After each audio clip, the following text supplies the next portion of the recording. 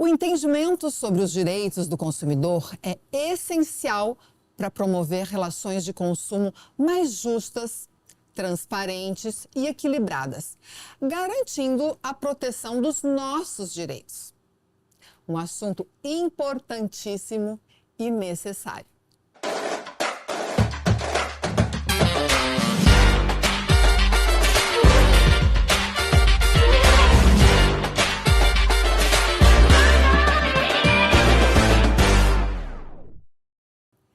Hoje eu recebo a doutora Maíra Mansur, advogada, especialista em direito do consumidor e sócia do escritório Lauradi Figueiredo. Bem-vinda, doutora Maíra. Muito obrigada, foi ótimo esse convite, estou muito feliz, principalmente porque eu estou aqui com meu filho. Que lindo! É a segunda grávida que a gente recebe aqui no podcast. Bom! Adoro! Muito feliz, obrigada pelo convite. Uma honra te receber vocês dois aqui. Amém. Agora, doutora Maíra, vamos começar então pelo mais básico. Como surgiu essa lei dos direitos de proteção do consumidor? Porque ela não é tão antiga assim. Sim. Vamos voltar um pouquinho no tempo, Leila. A gente tem aí uma previsão do Código de Defesa do Consumidor que surgiu em 1990, é de 34 anos atrás. Ela surgiu depois da Constituição Federal. A Constituição Federal veio em 1988, um pouquinho depois já veio o Código de Defesa do Consumidor.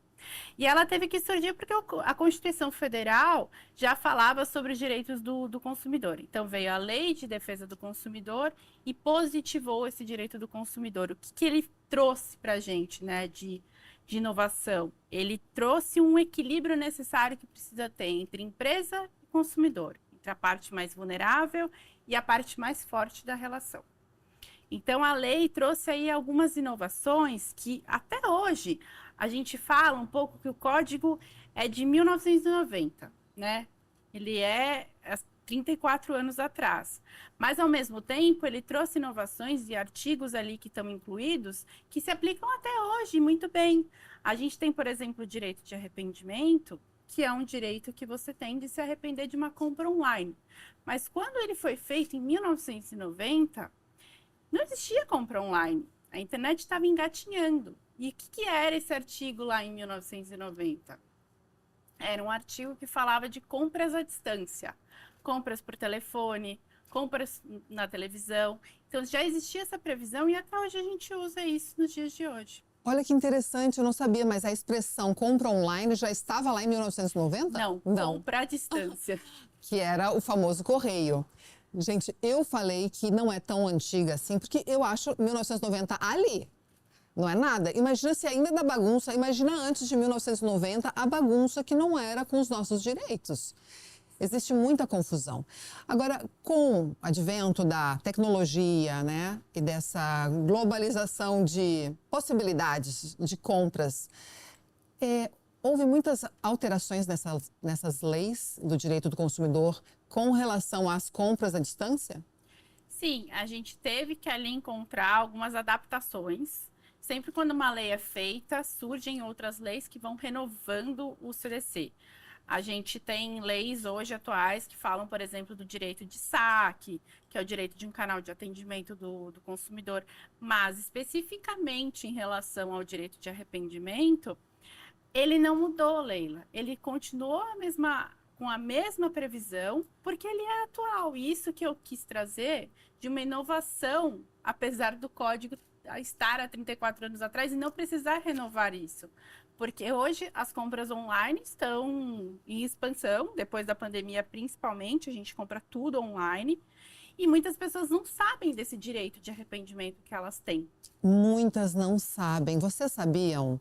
Eu fico em dúvida, porque a gente pensa que algumas coisas eu posso me arrepender, outras não, mas é lei.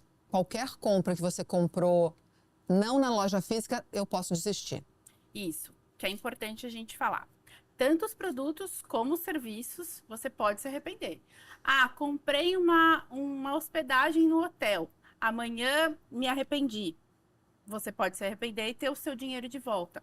Qual que é o conceito? Qual que é a essência de você ter esse artigo lá? É que você fez a compra à distância, então você não testou, você não experimentou. Então, comprei um sapato. Não vi a cor, eu não sei como é que ele vai ficar em mim. Mas que fique bem claro que existe o prazo, né? E o prazo está escrito ali. Existe o direito de devolução, de desistência, digamos assim, né?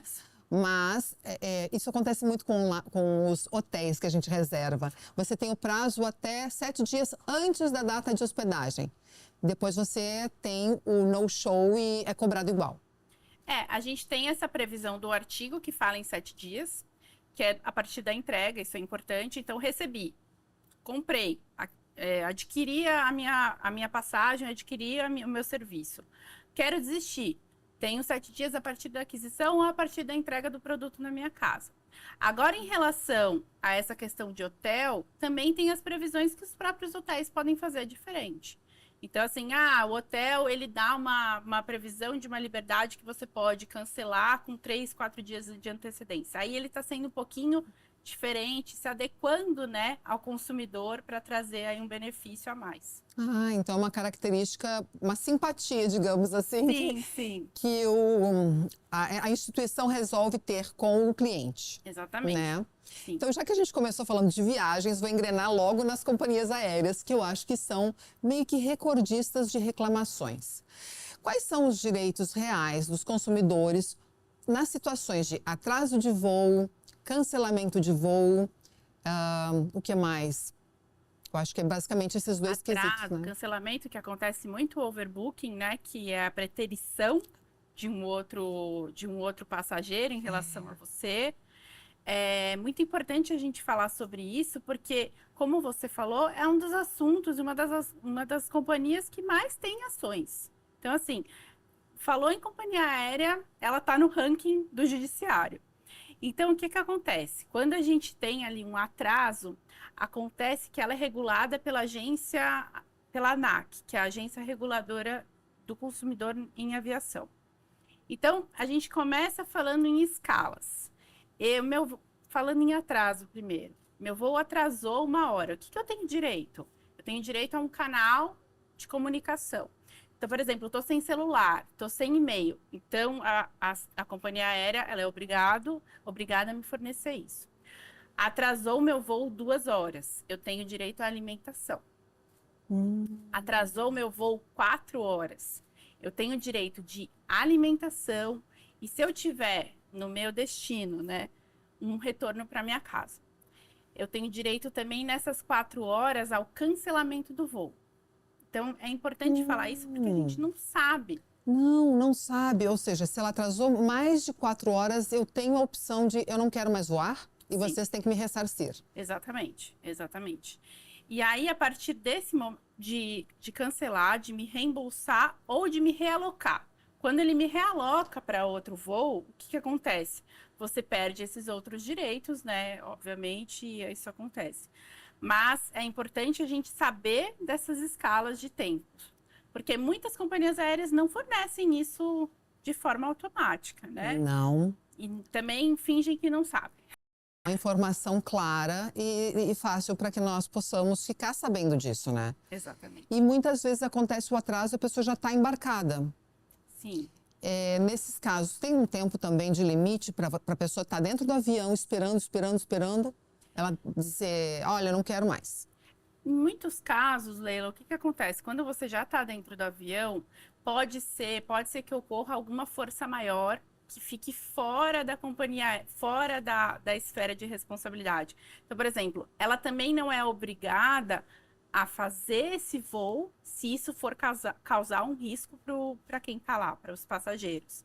Então, assim, existe ainda uma justificativa para que isso aconteça. Não existe uma limitação quando você está lá dentro do voo, mas existe a necessidade da informação que a companhia aérea precisa te passar. Você não pode ficar lá esperando sem nenhuma informação do que está acontecendo.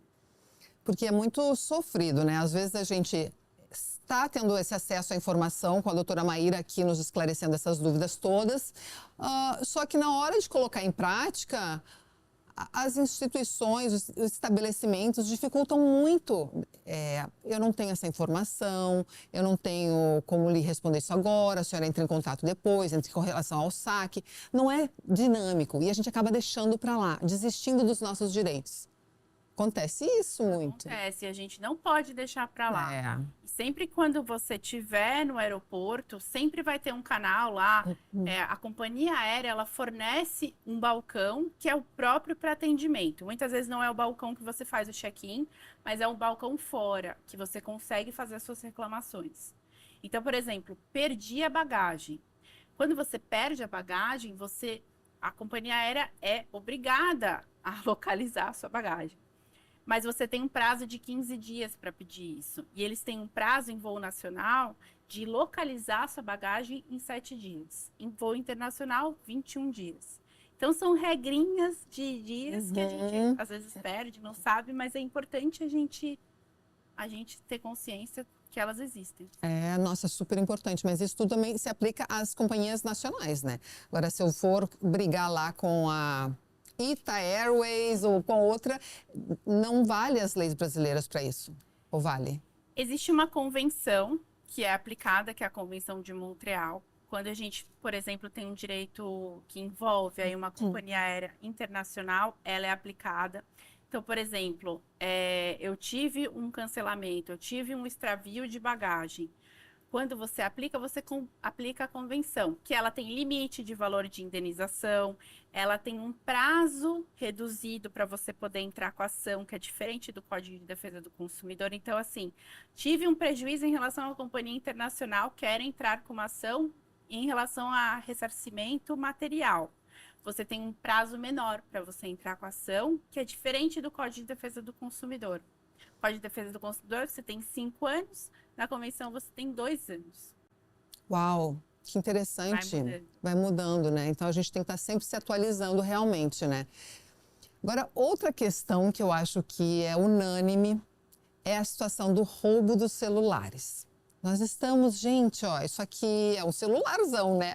Mas o celular é o que mais a gente está fragilizado, porque é furto, né? E ali dentro está a nossa vida. Aplicativos bancários, de saúde, dados pessoais.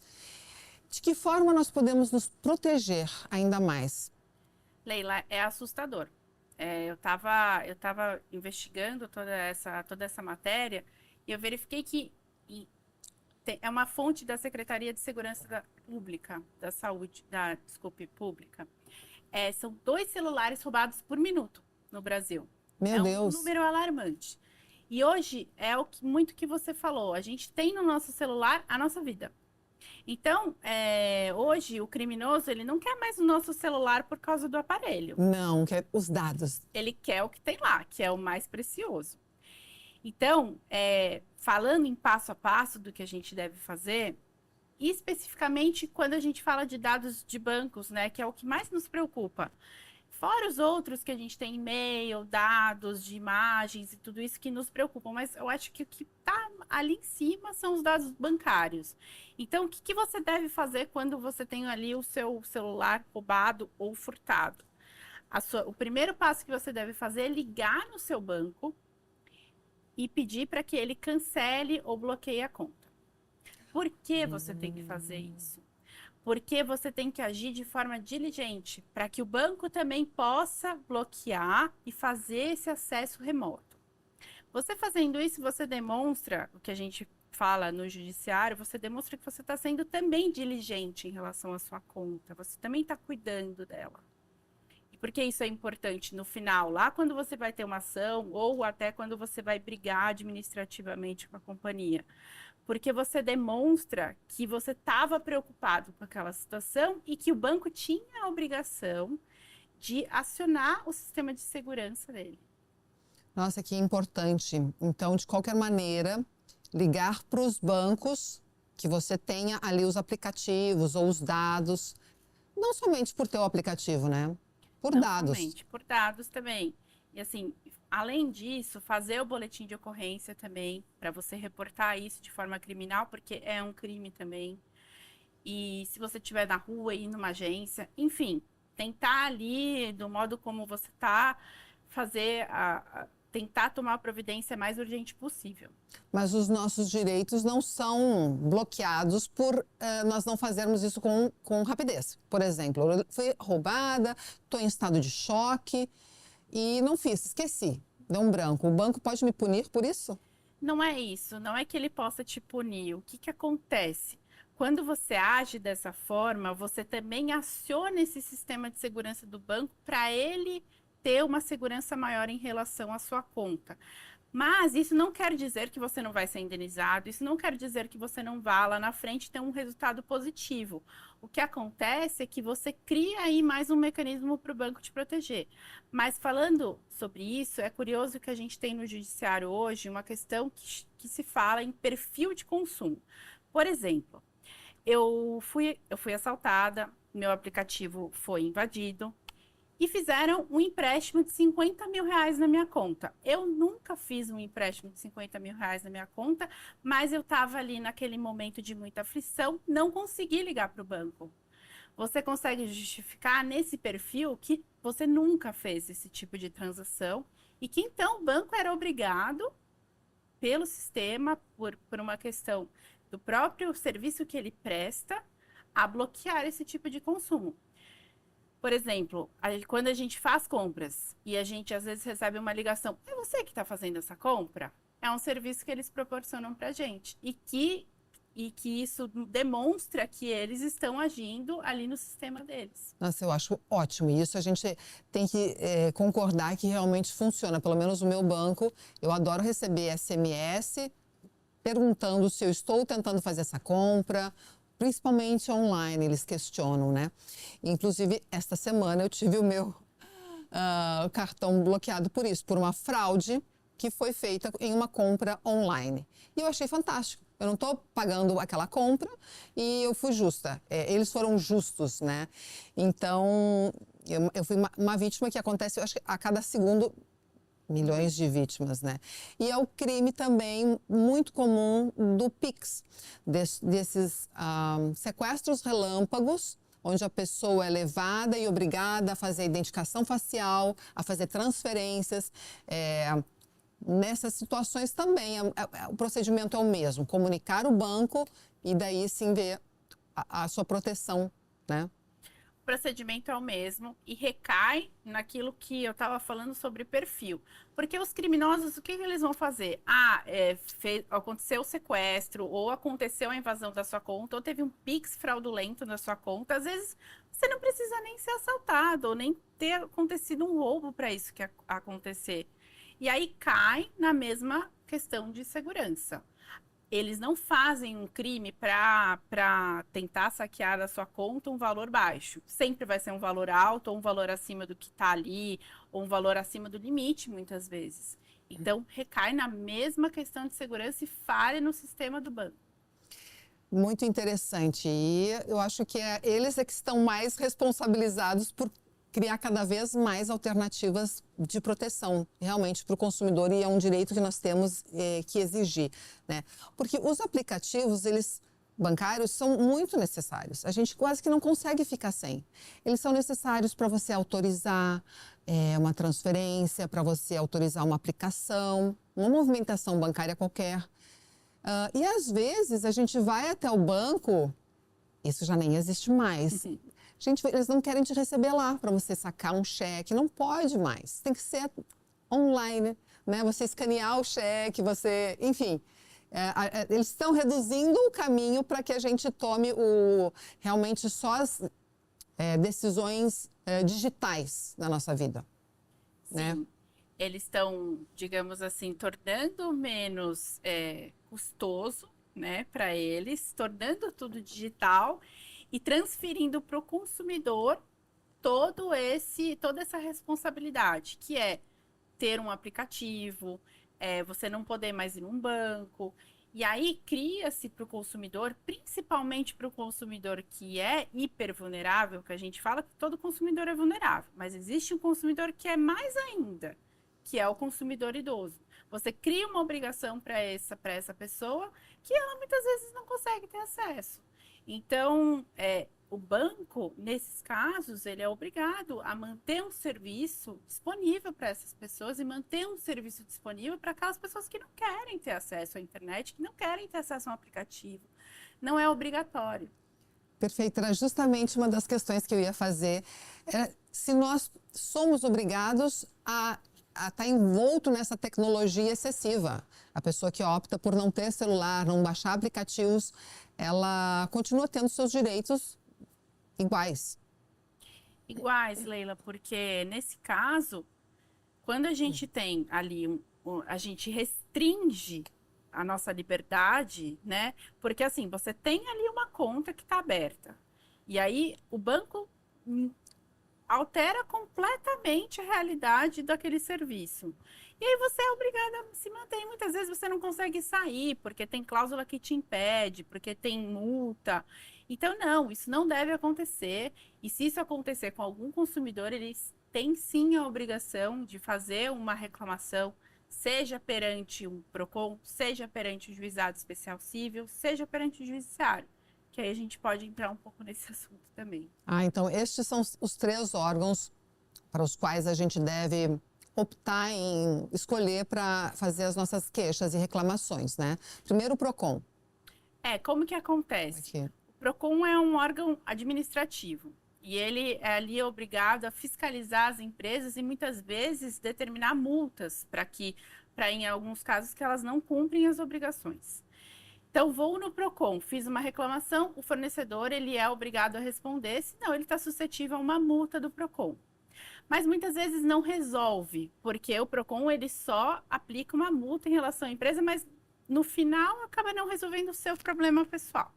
Então, eu posso ir para uma instância de litígio judiciário, que é o juizado de pequenas causas, que você não precisa de um advogado até 20 salários mínimos. A partir de 20 salários mínimos, você tem que contratar um advogado. Mas é importante falar isso porque muitas pessoas não sabem que elas podem ir lá em qualquer juizado que seja perto da casa delas e reclamar seus direitos. É feita a ação e essa ação é acompanhada no juizado especial, sim. Ótimo. Temos que ter atitude, gente. Não dá para deixar de lado, porque é pequeno, porque é pouco. Eu sou a favor de que a gente tem que continuar pleiteando sempre, não importa. É até uma situação engraçada que eu vou perguntar para a doutora Maíra, porque tem a famosa taxinha bancária que vem nos boletos. E muitas pessoas não querem se preocupar de questionar aquilo ali. Mas para alguém que recebe 100 boletos, 50, tem um volume maior, isso faz muita diferença. É obrigatório realmente você pagar a taxa bancária que vem escrita no boleto? Não é obrigatório, desde que isso esteja previsto em algum regulamento ali que o fornecedor vai te passar. Eu sei que a gente não se atenta aos contratos que a gente olha, que a gente não se atenta a esses documentos, mas ele tem que estar previsto em algum lugar. Senão, isso é abusivo. Esse valor que está sendo cobrado lá é abusivo. E aí você pode contestar, sim. Essa taxa, sem uma comunicação, sem uma previsão em algum documento formal que aquela instituição ou aquele fornecedor tenha com o consumidor, ela é abusiva. Ótimo, bom saber. Mais um direito aí que a gente pode... Enfim, são detalhezinhos bobos que passam no nosso dia a dia, né? Agora, a lei de proteção de dados. Nós todos os dias abrimos o celular, abre um site, abre uma plataforma qualquer que tu queira comprar ou te informar, aparece ali que você tem que concordar com aquela troca, autorização, né? Isso acontece em diferentes situações. Por exemplo, eu chego numa loja, quero efetuar uma compra, o pagamento rápido. Antes mesmo de pagar, ela já me exige todos os meus dados. Qual o seu celular, qual o seu CPF, qual o seu e-mail. Isso é super chato, quer dizer, a pessoa não tem o direito de não dar essas informações? Ela depende da onde você está fazendo essa compra e depende do que você está falando de qual fornecedor. Por exemplo, você não é obrigado a fornecer seus dados, tá? Os seus dados, eles devem ser protegidos, aliás, inclusive. Vou numa farmácia, eu sou obrigada a fornecer todos os meus dados? Não, você não é obrigado, porque você não é obrigado perante aquela compra a fornecer aqueles dados. Mas, por exemplo, Vou fazer uma contratação de um serviço de hospedagem. Preciso fornecer meus dados. Precisa, pela segurança, porque ele precisa saber com quem ele está contratando. Então, é importante o consumidor saber que existe essa proteção. A Lei Geral de Proteção de Dados é uma lei recente e ela serve para proteger os dados das pessoas. Os dados são sigilosos, enfim, eles não devem ser disponibilizados para qualquer pessoa, não devem ser disponibilizados na internet. E o fornecedor, a empresa aí que está com seus dados, ela é obrigada a manter isso em sigilo. Sempre. Sempre. Mesmo que ela diga, olha, esses dados, você concorda em divulgar internamente os seus dados? Porque eu já li algumas vezes, depois eu parei de ler, mas alguns mudam de um para o outro, de lugar de uma clínica, ou de uma loja, ou de um site. E você é obrigado a concordar quase que automaticamente. Não pode, né?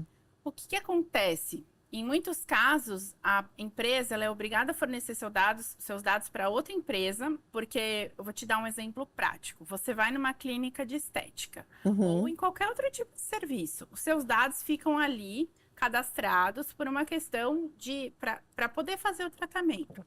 E aí, esse sistema que é utilizado é feito por uma outra empresa. Outra empresa vai ter o acesso. Ele não é público, tá? A gente está falando não de acesso ao público, a gente está falando de acesso dessa outra empresa que tem o sistema ali da clínica e que vai precisar dos seus dados para incluir naquele sistema. Então, quando você lê ali nas entrelinhas, eu preciso fornecer os meus dados eu preciso fornecer meus dados para outras empresas, é que para aquele setor, para aquela finalidade, eles vão precisar disponibilizar para outra empresa. Mas isso não quer dizer que eles vão fornecer ou que eles vão publicar seus dados. Mas os dados que me comprometem como consumidor, o CPF, tudo bem, meu nome completo. Agora, telefone e e-mail não precisa. Não, se ele precisa te justificar o porquê que ele está pedindo aqueles dados. Ele diz que é para efetuar a troca, você tem que deixar o teu e-mail, o teu telefone. Não, isso não é necessário, Leila. Por quê? Porque você está fazendo uma troca, aquele tipo de dado é desnecessário para ele fazer aquela troca. O único dado que talvez seja necessário para ele é o seu CPF, porque ele vai localizar sua compra ou para localizar você em sistema, algo nesse sentido. Agora, estou pedindo a mais do que eu preciso? Não. E pode se negar a disponibilizar. Ai, que bom, porque é muito chato, né? Pelo menos, eu não gosto de ficar recebendo WhatsApp, SMS, e aí vem o SMS da propaganda, e aí você diz assim, escreva sair para não receber mais. Você escreve, sair, nunca acontece o fim. Então, enfim, a gente está realmente meio que refém. A gente fica muito suscetível, infelizmente, agora na tecnologia, mas isso que você falou é muito importante. Deve existir essa opção de você sair. Isso está na lei e é obrigatório. Ele precisa, quando ele te manda um e-mail de publicidade, incluir lá embaixo uma opção de você sair da publicidade. E isso tem que ser feito, senão você também pode, como eu falei lá atrás, fazer uma denúncia perante o Procon. Ou até entrar com ação, se for, assim, um caso de dano maior. Ótimo. Agora, uma outra perguntinha que eu acredito que seja recorrente. Caso o consumidor encontre um produto vencido na prateleira de um estabelecimento, ele tem o direito de ganhar exatamente o mesmo produto de graça? Não. Não? Isso era um projeto de lei, né? Esse projeto de lei ainda não passou, não foi aprovado. Mas quando você encontra um produto vencido numa gôndola, você pode sim fazer uma denúncia. O Procon vai agir nesse caso para até multar. É uma infração isso do fornecedor. Mas é importante falar, eu encontrei um produto, isso está na lei, eu encontrei um produto sem preço. Você pode pagar o preço de um produto similar. Isso ele está previsto em lei. Agora, encontrei um produto vencido, quero outro produto de graça, isso não acontece. Mas a empresa aí, quem está fornecendo aquele produto, ele pode ser responsabilizado por isso. Sim, porque é perigoso, inclusive, né? Muitas Sim. pessoas não olham datas de validade, podem consumir produtos vencidos. A gente sabe que acontece e muito. Então, eu estou adorando agora que vem nos rótulos de produtos, principalmente os doces, né? Excesso de açúcar incluído, excesso de gordura saturada. E eu acho isso fantástico, porque muitas pessoas não têm ideia. Compram pensando que é saudável e não é. Então, também é do direito do consumidor essa informação. Direito à informação é um dos direitos. O direito do consumidor, ele é muito sinalizado com princípios. O direito à informação é uma regra que está ali também no Código de Defesa do Consumidor. Bacana, hein? Quanta coisa boa. Gente, eu queria saber de vocês, eu quero que vocês mandem o feedback dessa matéria, desse tema todo. Que situações você já viveu constrangedora? Tenho certeza que a doutora Maíra depois ela vai te responder com carinho. E aproveitem também, mandem o link dessa matéria que está sensacional para todas as pessoas, porque informação é utilidade pública, informação é poder.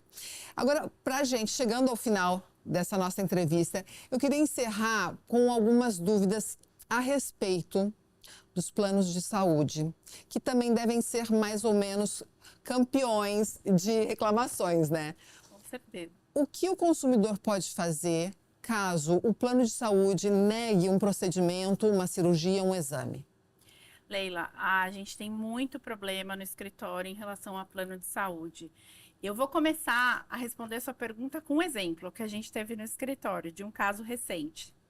A gente tinha uma pessoa, um paciente, ele já estava hospitalizado, ele estava sofrendo muita dor na coluna, e aí pediu para que o convênio, então, cobrisse a cirurgia dele que ele precisava fazer. O plano cobriu a cirurgia dele, mas, para nossa surpresa, ele não cobriu a prótese. Ai, meu Deus. Então, assim, ele tinha que fazer cirurgia, mas a prótese não estava coberta pelo plano de saúde. Nesse tipo de caso, o que eu devo fazer? O que o consumidor deve fazer? Ele deve entrar em contato com um advogado, ou até mesmo naqueles canais que eu te falei, em relação ao juizado, quando você não tiver um advogado, e fazer um pedido urgente para que o plano cubra esse procedimento, porque é abusivo. O plano não pode negar uma cobertura de tratamento se ela não é, se esse tipo de tratamento não é um tratamento inovador, a gente não está falando de um tratamento que não está regulado. Se é um tratamento comum, se é um tratamento necessário que foi previsto pelo médico, o plano deve cobrir. Então, assim, a gente tem muita queixa de não cobertura, porque os planos se aproveitam disso. Mas eles devem sim cobrir qualquer tipo de procedimento previsto pelo médico. Que são questões médicas, né? Exatamente. É diferente se fosse uma questão estética. Exato. Mas, nesse Exato. caso... E nesse caso, como que um paciente ia poder fazer uma cirurgia sem a prótese? Exato. É um absurdo. É um absurdo, verdade. E já saiu o resultado dessa sentença? Já saiu, a gente conseguiu, deu tudo certo, ele conseguiu fazer a cirurgia. Inclusive, a gente pediu uma indenização por dano moral, porque foram muitos dias esperando para que fosse aprovado, e a gente entrou com esse pedido liminar. Antes disso, ele sofreu bastante, porque ele passou um tempo sem procurar um advogado. E aí, ele teve esse ressarcimento de dano moral.